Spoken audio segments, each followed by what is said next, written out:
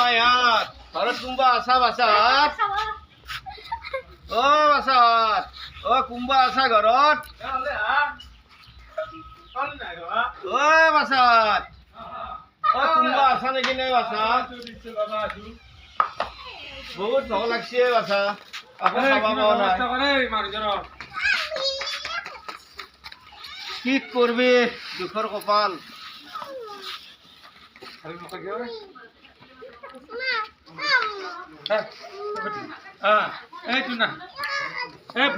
फकीर आदमी है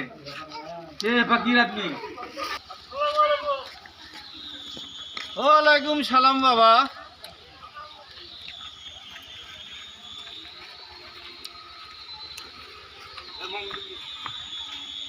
অলপ পেটৰ ভাতৰ কাৰণে পইচা বিচাৰি আছিলোঁ বাবা কিবা পাৰে যদি সহায় কৰক বাচা কি কৰবি অকলশৰীয়া মানুহ উপায় নাই কিবা পাৰে যদি দিয়ক অলপ নাই আজিকালি দুখ বুজি নাপায় মানুহে